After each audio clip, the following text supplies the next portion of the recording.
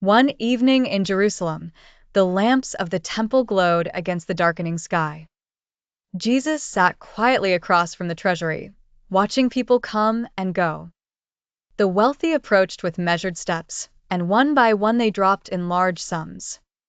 The sound of their coins echoed, and some nodded as if pleased by what they had given. Then came a woman dressed in simple, worn cloth. She was a widow, and anyone looking at her would have seen only poverty and fragility. In her hand, she held two tiny copper coins, almost nothing in the eyes of the world. She paused, looked toward the treasury, and gently placed both coins into it.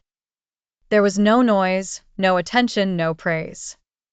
She turned to leave with empty hands and a heart fully given. Jesus called his disciples near and said, "Truly, this poor widow has given more than all the others."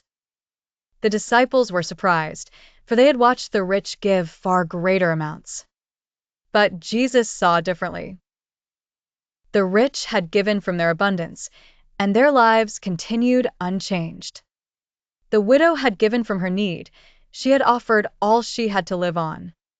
The disciples stood silent, understanding at last that the kingdom of God does not measure gifts by size, but by love, trust, and sacrifice.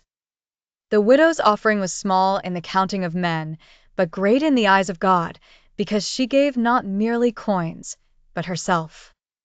Lesson: God values not what is left over, but a heart that gives in faith and love. The Lord looks at the heart.